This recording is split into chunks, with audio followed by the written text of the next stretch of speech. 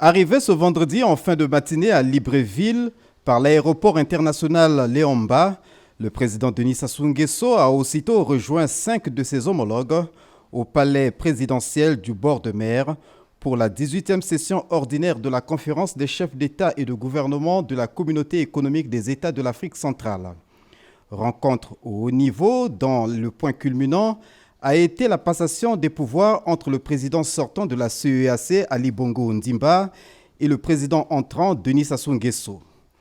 Dans son allocution de circonstance, Ali Bongo Ondimba s'est réjoui d'avoir conduit à son terme le processus de réforme de l'institution sous-régionale. Parmi les dossiers qu'il lègue à son successeur, il y a l'approfondissement de la question relative à la fusion CEEAC-CEMAC.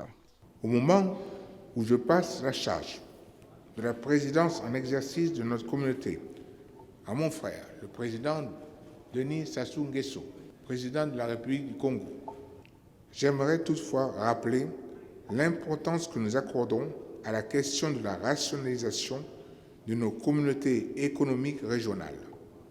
C'est pourquoi l'approfondissement de l'examen de cette question d'importance avec plus autant de force que la réforme de notre communauté entre désormais dans sa phase opérationnelle.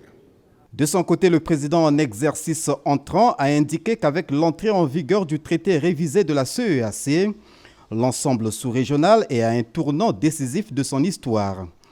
Après avoir félicité son prédécesseur pour le travail abattu, Denis Sassou Nguesso a esquissé les grandes lignes de son action. Au cours de mon mandat, je demeurerai particulièrement attentif au renforcement de la coopération politique entre nos États, à la promotion de la paix et la gouvernance sécuritaire en Afrique centrale, conformément à l'architecture paix et sécurité de l'Union africaine.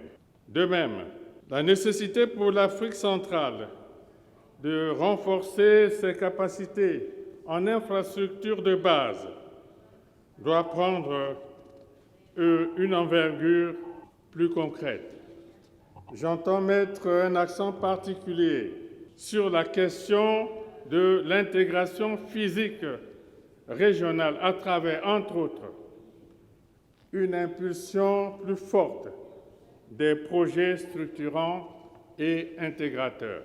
Les conséquences du nouveau coronavirus Covid-19 sur les économies de la CEEAC n'ont pas échappé à l'attention du nouveau président en exercice. Malgré les impondérables qui affectent dangereusement les équilibres vitaux des nations, l'Afrique centrale dispose des leviers pour un avenir radieux, a rassuré Denis Sassou Nguesso.